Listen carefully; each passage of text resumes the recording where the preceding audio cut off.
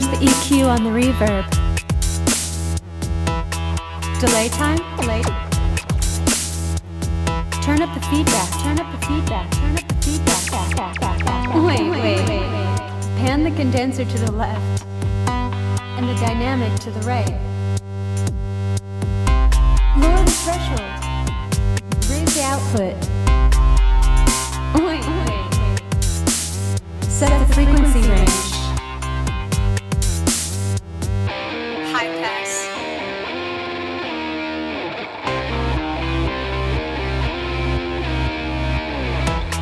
Welcome to the Lady Audio Radio Show. Our guest this week is Paul Willie Green Womack.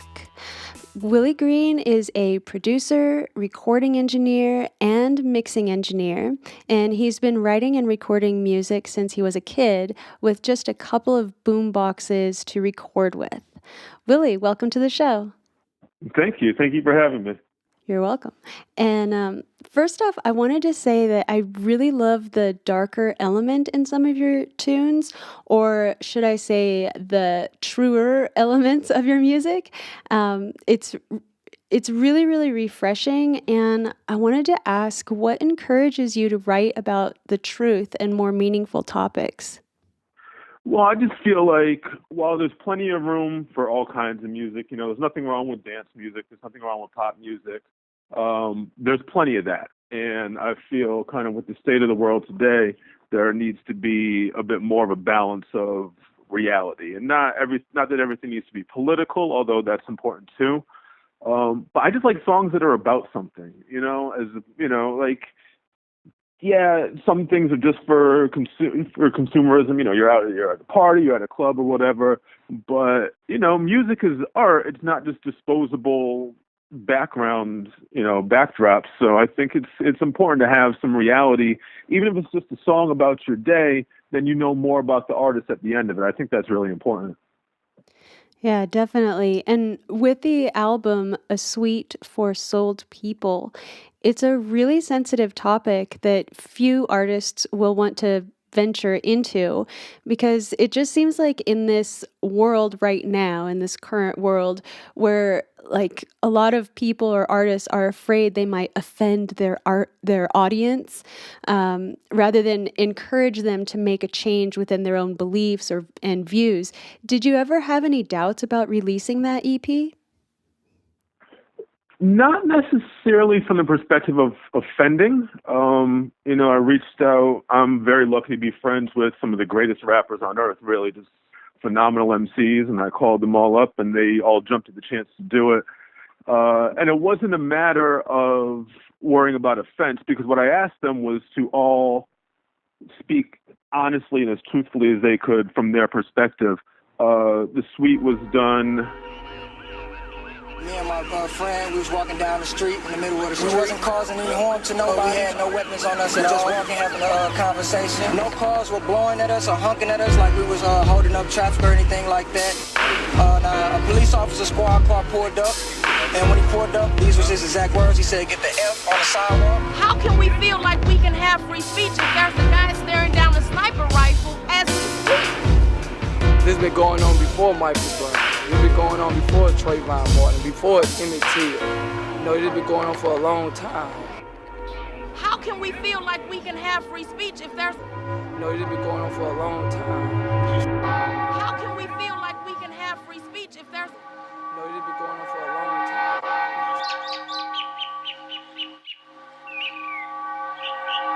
The world's most dangerous. Nature of the threat, fear painted us. Shades of scarlet, smear campaigns on marked targets. Even unarmed, we spar with marksmen. Arms too short to choke out pale devils.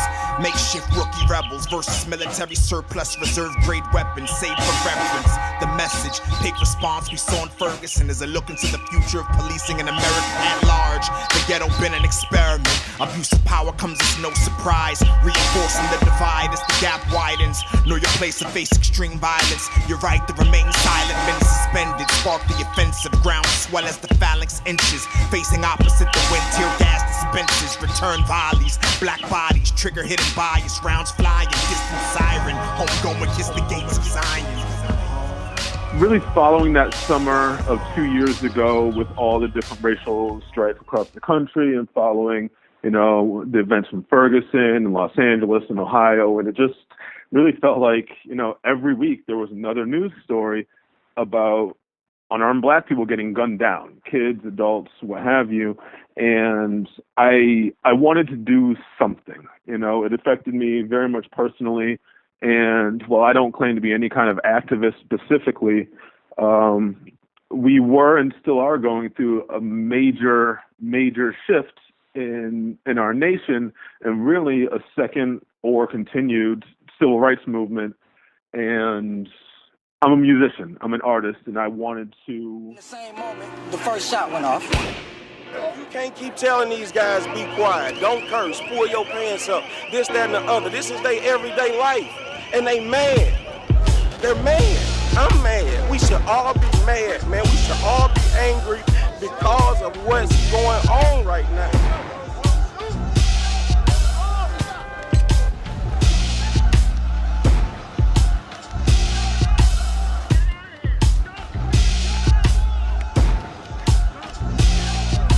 Recreate the phalanx, spears at that angle. This fight is for our lives, and Zulu is the failsafe. Blood spilled all over ribbons, star spangled. You think we were the Wendigo, how white men never feel safe. Police were always tasked, going round up all the freed slaves. Never free at last, have us searching for the real tapes. Grew up Brooklyn, 88, perpetual police state. They walked the beat, whistle Dixie, pointed nightsticks in our face. Put that chokehold, ran amok, then deemed it all illegal. Wait, I hear another black. I wanted to make a statement, and I wanted to say something important, and I want to be able to tell my kids someday, hey, your daddy did something. He stood up and he made a statement.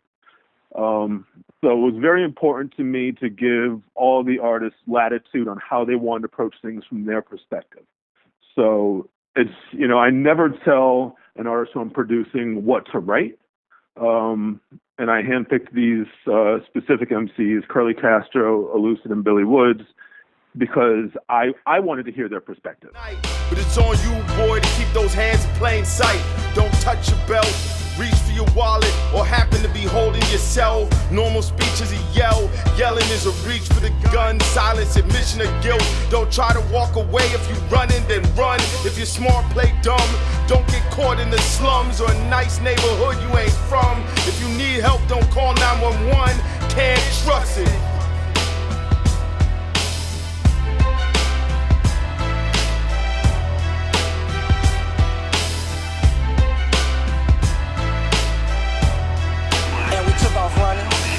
Took off running, I ducked and hid for my life because I was feared for my life. My friend, he kept running. I wanted to know how they were being impacted, and I wanted to give them a backdrop to be able to share their experiences and just really be honest, because the only way to make positive social change is actual honesty. If you shy away from the truth with the intent of not offending, then you're dancing around the subject so you can't get to that real truth. There are hard things that people need to take a look in the mirror on and really react honestly to make any kind of change. So that was the point of the suite. Yeah, definitely. I totally agree with that. And I think a lot of us as artists get our hearts seem like they're open because we're always trying to get that inspiration from wherever. And so when things happen in the world that really affect us, it seems like it's only natural to go, okay, I got to get this out, and I really felt that with that album. Thank you. Yeah, it was such an emotional time. I really felt like I needed to say something. I was nervous about putting it out just because, not for the worry of offending, but just that my statement would be clear. Because I'm not a lyricist. So when I'm bringing other people and, the production and the instrumentals are really my contributions to it.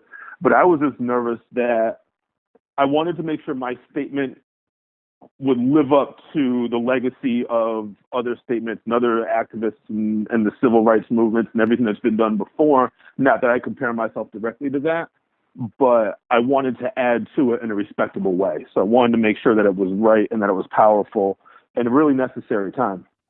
Yeah. Have you ever heard of that song, "The Revolution Will Not Be Televised"? Yes, most definitely. Most definitely. I was just saying, music is such a powerful thing that we all listen to and some people take for granted, but it's really an amazing way to share ideas beyond just run-of-the-mill love songs or whatever. Everyone writes love songs, but something that can really make you passionate just from hearing it, to me, is very exciting. Yeah. To me, when I was listening to that album, I was like, there's this. It's like that statement from that other song that the revolution will not be televised, because you're speaking of this truth that something actually happened here, people, and it wasn't on the news, not any of the news that I was listening to or watching. And yeah, I just wanted to thank you for that, because it really meant a lot to me to actually hear more of the inside story to that, to those events. So, yeah, I just wanted to thank you, and I really appreciate that. There are still some people out there that that take that to heart and will put it out there in their art. Well, thank you. I'm glad that I was able to have some effect. Yeah, for sure. And besides the darker side, there's also a really light-hearted side to your music, as in Fasho Fasho or Getting Started. And those songs are off the album We Live in the Future. And I wanted to ask you about the featured artists, and also from the other album too, but on this album. And what is it that you like about collaborating with so many other artists? Being a producer, I work with so many different artists, and, I only sing a tiny little bit, and I really don't rap. I'm the worst rapper ever. So making music that's primarily vocal, I do instrumental hip hop as well.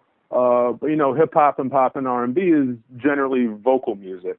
So, again, I'm so lucky to just be friends with so many incredibly talented people, singers, rappers, DJs, studio musicians, that, I can reach out and kind of pick and choose the sounds and the artists and the mindsets that I think will really work for any given album. Again, like on the Sweet for Soul People, like I really wanted the perspective from those three MCs.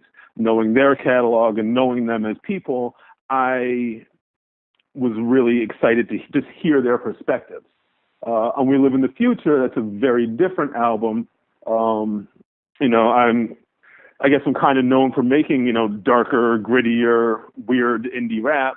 And then all of a sudden it's like, oh, okay, Green's got this pop album. So what is this about? But, I'm a happy guy. I'm a nice guy. Like, I make dark songs with Billy Woods, but I like pop music, and it's fun. I just got married at the time, and I was in a real good place and wasn't just really in the mindset to make angry rap songs. Now, I love angry rap songs, and I'll make more, and I have since then. But I was just in a really good mood for a while, and just decided I was going to do something a little bit lighter, a little bit different. And that kind of came out. But, I spent a lot of time with that, and also on my upcoming album of really just sitting down and trying to handpick, okay, well, whose voice do I hear on this track? Who will make an interesting pairing on this song? And kind of picking and choosing and placing people where I thought they might be best. Okay, so you write the music and the beats and everything, and then do the guests or the featured artists, do they record their own takes and send them to you? How does that work?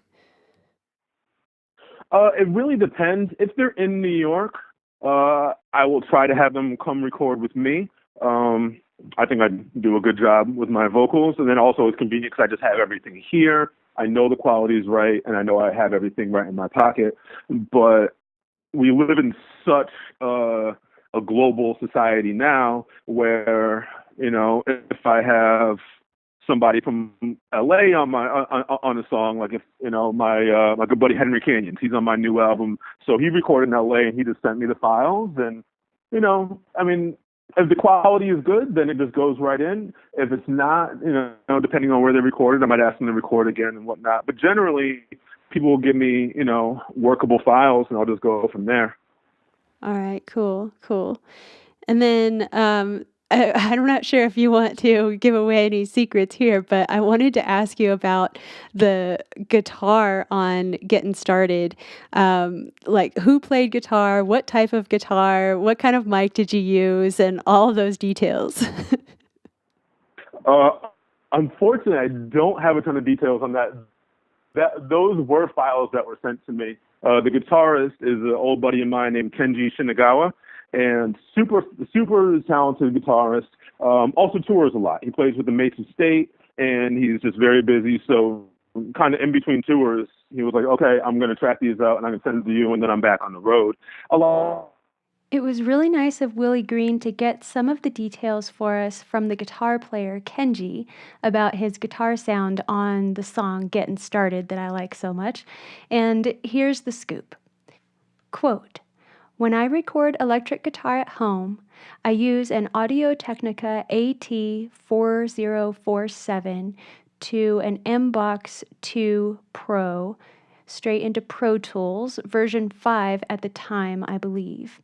I think I played my Fender Telecaster and Jazzmaster for the 2 different tracks.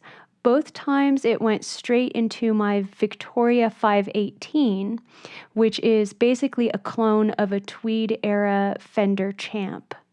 It gets an amazing sound at a manageable volume. That is my go-to recording amp. I could have run through a clean boost pedal, which I sometimes do, but I can't remember. I placed the mic not too close to the speaker." All right, that's it. So many things happen that way now where people tend to have their own recording setups.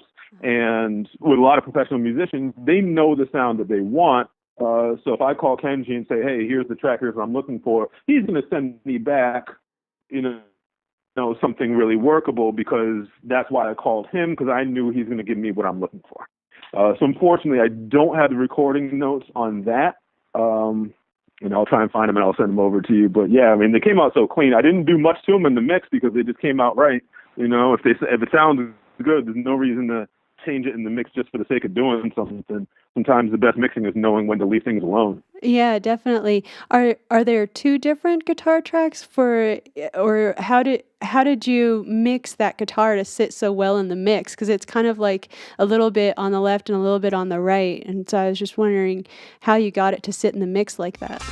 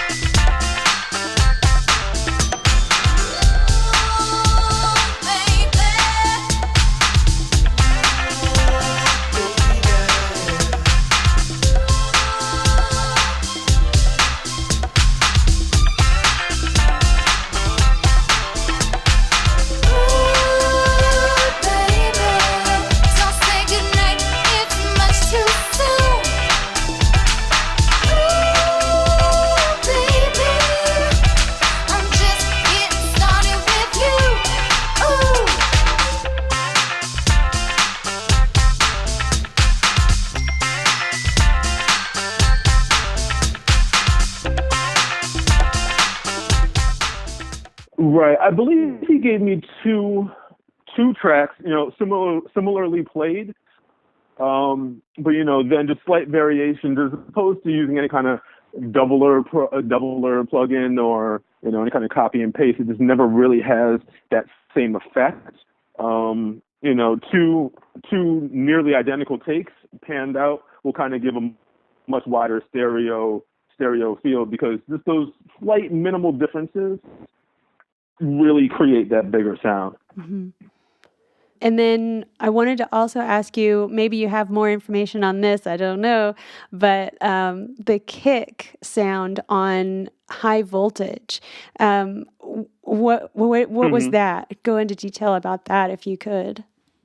Drums are very much my focus. I grew up as a drummer, I started playing drums probably when I was like 9 or 10 years old. So, drums have always just kind of been my main thing, and I like huge kicks. I like to kick that. When that song comes on, you feel it, and your body is like, oh wow, what is that? So I really like to, and especially on a song like that high voltage, like that's really got a knot. So I have, very large library of drum samples, and I think that kick has really got to be layered. There's got to be 2 or 3 on there. I do a lot of layering to take different attributes from I might want the attack from one kick, but that huge bottom from another. So layering them together and really blending them to get a really big sound. Oh, that's interesting. Okay, so like for instance, if I had 2 tracks for a kick drum, I would choose more of the high end from one kick and then more of the low end from another kick on the other track. Yeah, exactly. Some, 'cause I just go through all my kick folders and I'm like, oh, the attack on that will be really great here. It really pokes out nice, but there's just not enough bottom to hold up the low end. So if I find something that maybe has a good amount more low end, but not as much of an attack, then they'll kind of sit together nicely. So really looking for complementary kick sounds to form that one. Okay. Okay. That's cool. That's a learning experience for me. Thank you.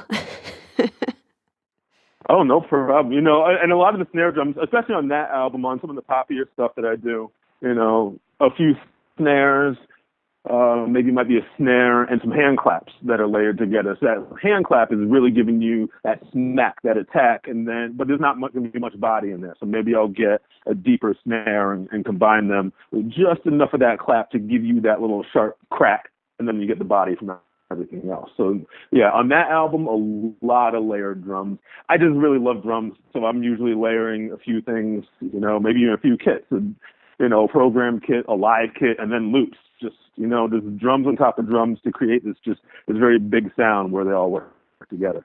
Yeah, and the drums was one of the main things that encouraged me to contact you to be on the show, because you're, besides being really good at creating the beats themselves, the sounds are really great too. And Thank you. yeah. So when you very, very, very first started out with those little boom boxes and you were recording back and forth, what was the name of the drum machine you recorded with back then? I wish I could remember. It's a little further ago than I would like to share. I must have been, I don't know, maybe 7 or 8. My uncle is a musician, from Hartford, Connecticut, and he was really a mentor of mine. He bought me my first drum kit. By 15, I was playing in his band, and they were sneaking me through the back door of the club, and then I would sit out in the car on set breaks, and I would get to play. So very early on, he was like, my nephew needs a drum machine. I couldn't tell you. It's probably some kind of little Boss thing, and it had these 4 round pads and probably, I don't know, 8 sounds. And you just selected what you wanted and you just tapped away on the thing. And, it was just little beats. And so I record those to one boombox and then play that back with my sister's keyboard and lay some stuff on top of it. Just any way to just try to create something, at that point, that was mid-late 80s, and there weren't the same kind of recording options that you would have today. There weren't laptop recording. Pro Tools was not for 10 years, so it was just whatever way I could get something so I could hear it back and show my mom was really to play it. Yeah. I started out with just a guitar and a little Sony player. And later on, I got a little 4-track player, but I started out just with that. And the reason why I wanted to learn how to play guitar was because I saw this really lovely hippie lady playing guitar, and I wanted to learn how to play just so that I could start writing music. It wasn't so much about, getting sounds or recording or anything. It started out just with wanting to write poetry, and I had already been writing poetry since I was like, I don't know, maybe around 6. And then I got into, when I saw that guitar and I saw that hippie lady playing guitar, I was like, I gotta do that. I have to write music. Yeah. That's it, you know? Yeah, I hear you. You know, even as a little kid, and it's weird, and I'm lucky to still be doing it, and doing it professionally now. But you know, I just thought making songs was really cool. You know, I don't know if it was my uncle was a songwriter and a musician. I thought he was really cool. I mean, he is really cool. But you know, I don't know what it was. I was like, I wanna make music. I wanna create something, and that was just an outlet that just made sense to me, and still does. So. Yeah. And what are you using these days to create beats? I do everything pretty much in the box. I'm a pretty big computer nerd, so I never really went the route of like an MPC or a standalone type device. So I do everything in Cubase. I'm a big Cubase fan. And for my drums, I'll use battery. I use a lot of Native Instruments plugs. So I'll use battery for my drums, and I'll use Contact, and I've got all kinds of sample packs and various things. I sample, not as much as I used to, but, I got my record player here and stacks of vinyl. And now as I expand my studio, like I just bought a piano and getting into a few more live things and just trying to have any kind of texture or flavor available for whatever I'm doing, because I really, I primarily do hip hop, but I really try to do, a wide range of things. And, the phone rings, I want to be ready to be able to answer it and say, yes, I can do that. Let's cut piano today. I'm ready, instead of just being limited. So just have a lot of tools around, but everything is really based on my Cubase rig. Cool. And as a mixing engineer, you have, like you were mentioning, working with different genres. You do have experience working with different genres. What are some of the main differences you would say that would be mixing hip hop and, say, a singer-songwriter with just a piano and vocals? Well, I think it's really about just having experience and understanding what genres and what songs in particular need. Because things nowadays, they blend, people have their laptops and Ableton. It's like, yeah, I've got this acoustic guitar song, but then I've got this beat that I made or whatever. Things are so kind of nebulous. But when you're, if you're working with singer-songwriters, it really helps to have familiarity in that area. I've done a lot of that, and I listen to a wide range of music, and you just have to know kind of what's appropriate for that style. So your singer-songwriter, they may not need all that low end that you might have in a rap song, but the balance between your vocal and other instruments is going to be very, very different on that rap song than what would be appropriate for the singer-songwriter. So really, it's just about familiarity with different styles. You can't mix a metal record like you would mix an R&B record. It's just not going to stylistically be appropriate. Mm-hmm. And then for mixing, what are your 3 favorite plugins right now? Oh, that is the hardest question in the world. I'm a big plug-in guy. I try not to just keep buying. I'm like, man, you got enough compressors. But there's so many wonderful things out there right now. And there's so many sales. It's summertime. The sales are on. And I'm like, all right, well, let me get involved. My favorite, if I've got to pick one, I won't cheat and say the entire Sound Toys bundle, but I wish I could. But probably Sound Toys Decapitator is my favorite. I don't remember the last time I did a mix without using that somewhere. Either just subtly to add a little bit of color, or I like to mix with a lot of distortion. Again, I mix aggressive, kind of dark hip-hop music primarily. So, you can go anywhere from subtle warmth to really, really distorting and tearing things up with Decapitator. So that's probably my number one. I'm a big delay fan. I like a lot of delays, even more than necessarily a lot of reverb. It can give you a lot of space and depth to your mix without clouding it up with all kinds of swirling room sounds. Sometimes you want that, but sometimes you want a little clarity. And again, Sound Toys, their Echo Boy is fantastic. I don't know if I've bought a delay plugin since. It's so flexible and it sounds great, and there's so many options with it. And number 3, At the moment, I'm really, really in love with the Plugin Alliance. Their Lindell 254. It's a model of the Neve 2254 compressor, and it's just really smooth. It's great on bright vocals. Smooths them out really nice while still keeping open. Yeah, that's I've been using that a lot lately on a lot of things. A lot of female vocals sound really nice through it, and every now and then I might put on a kick drum or something. Just a really smooth, very nice compressor. Hmm. Yeah, and I realize that this could change because as recording engineers go, we're just always exploring more and more. But for right now, those are your faves. So That's for today, for right this moment, those are the favorites.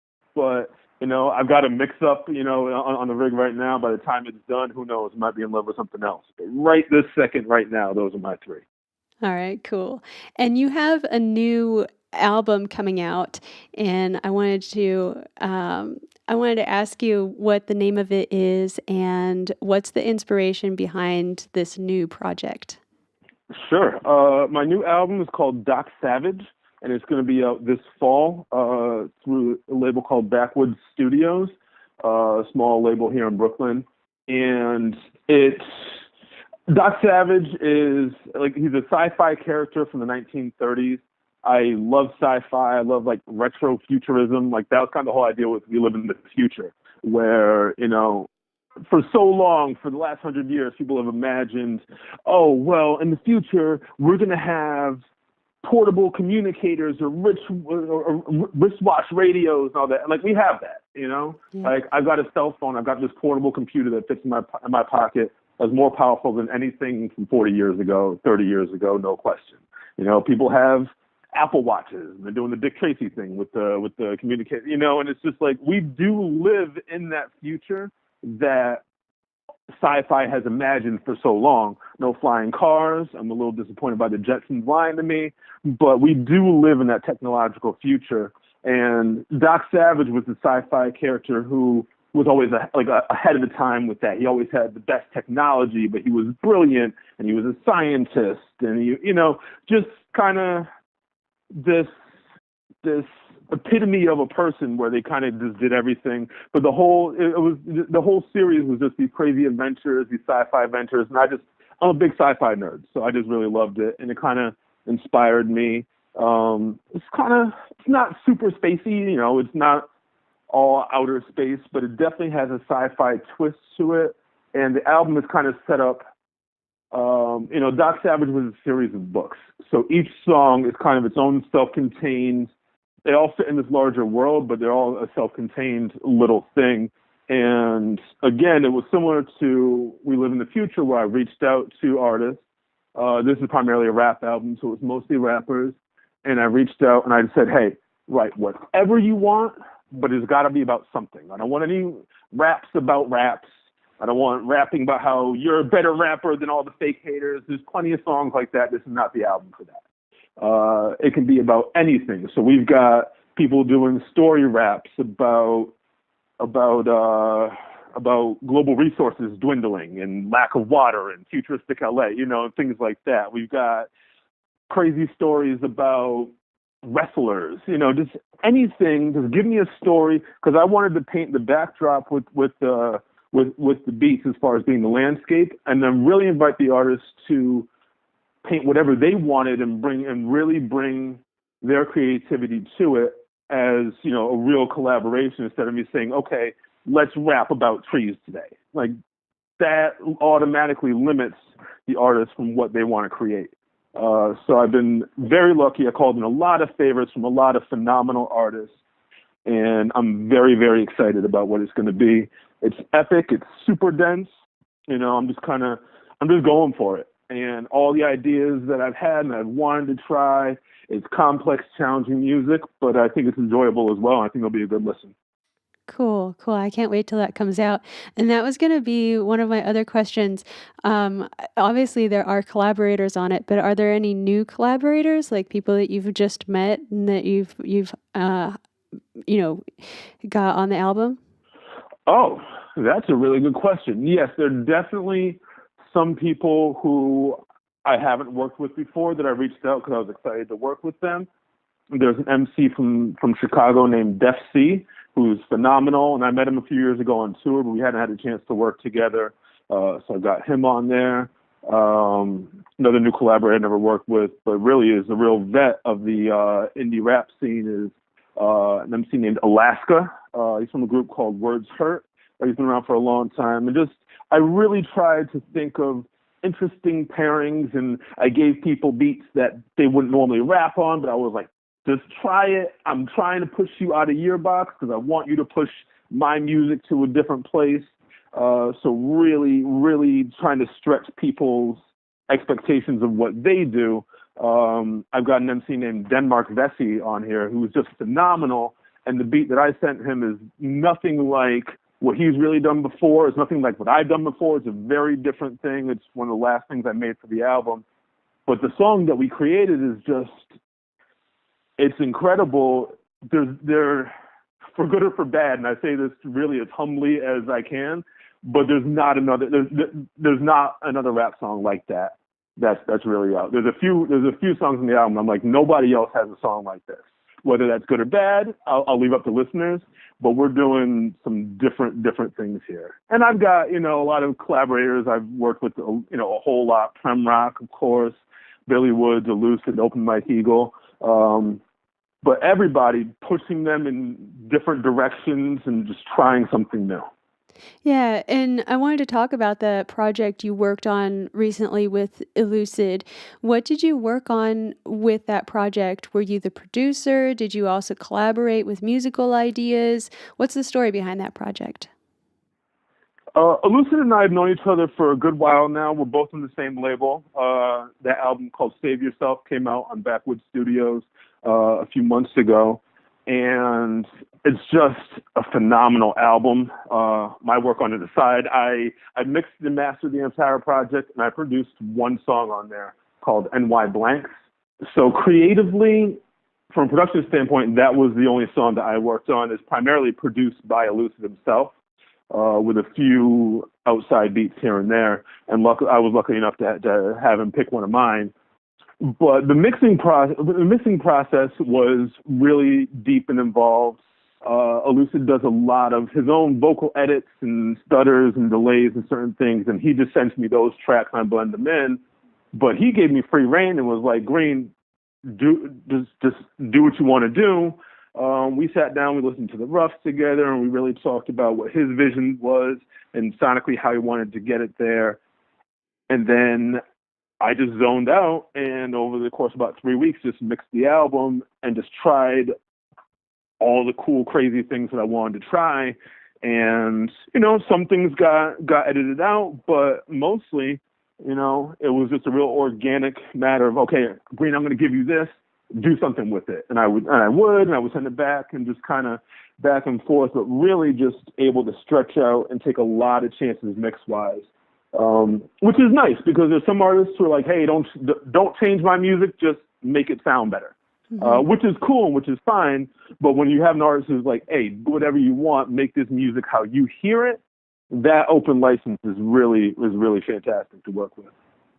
Yeah, and that's why I look forward to when I work with you in the future, because I do have at least one song for sure, and then there are a couple of other ones that I'm going to need some help with. Great. But Great.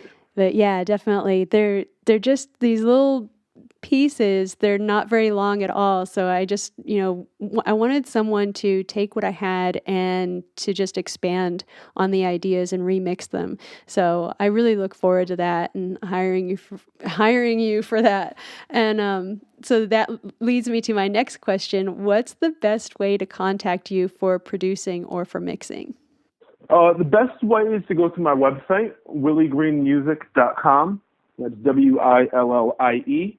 Yeah, I've got a contact page on there, and so you can reach out. You can email me through the site. I've got samples of my work, obviously, so people can check out what I do if they don't know already, my discography and all that kind of stuff. So all that's up there. That's really the best way, and that email goes right to me. And we live in the future, so I have my phone with me all the time. The email comes right to me, and I'll get it and get back to you as soon as possible. Cool. And where can people go to listen to and purchase your music? If you go to my site, there's a link that will take you to my Bandcamp. Bandcamp is my primary location for where I keep all my albums, and Doc Savage will be up there too. A lot of stuff is on iTunes, some of the bigger projects. But yeah, if you go to my site and click on that music tab, they'll take you there, and there's quite a few projects up there and more to come. Yeah, cool. I'm sorry, what's the name of that one album that has the cave on the front? Of Heroes and Villains. Yeah, I love that one. Thank you. It's funny because I haven't listened to it in quite some time, but that was really one that kind of put me on the map a little bit, as far as like I moved to New York not too long ago, and I just started working with the label, and I wanted to do this instrumental album, and it's more than just beats. It's not just a beat tape, but I've done a few albums kind of like that where I take a lot of different vocal samples and I'll chop them up and create new stories and new characters and whatnot, just from taking random words.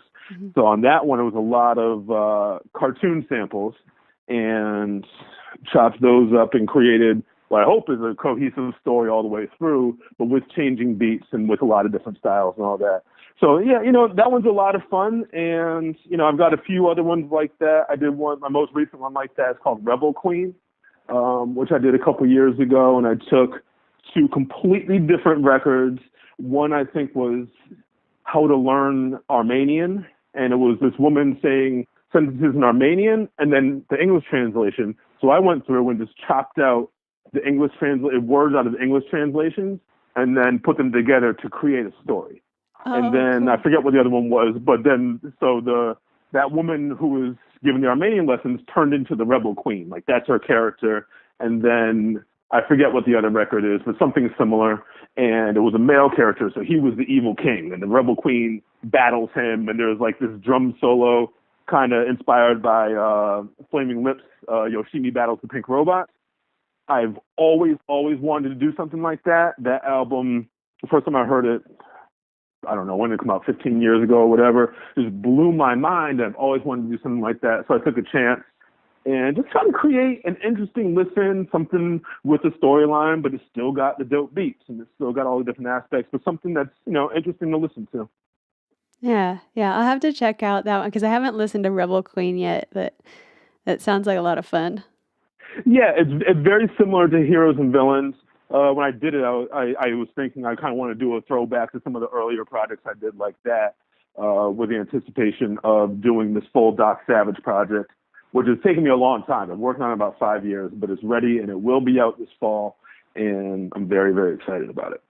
Yeah, I love those kinds of projects that take I wouldn't say I like them, but once I do finally finish projects that have taken me 5 years or whatever to put together, and once they're finally out there, it's like such a relief. Such a relief, and hopefully soon, very soon, because my deadline is coming up, I will have that relief. It's close, but when you work on something for that long, you get a little obsessive about it, and you're really nitpicking this and that. And sometimes the hardest thing to know as a producer, engineer, or mixer, any kind of musician, is when something is finished and when it's time to stop. Because you can keep adding and tweaking and whatever forever, but eventually you got to stop and you got to put the thing out. Yeah, it's true. Yeah, so I think I'm ready for that now. I'm at that point now. So this fall will be the time. Yeah, I really look forward to it. And thank you so much for taking the time out of your busy schedule to chat with me today. I really appreciate it. No, thank you for having me.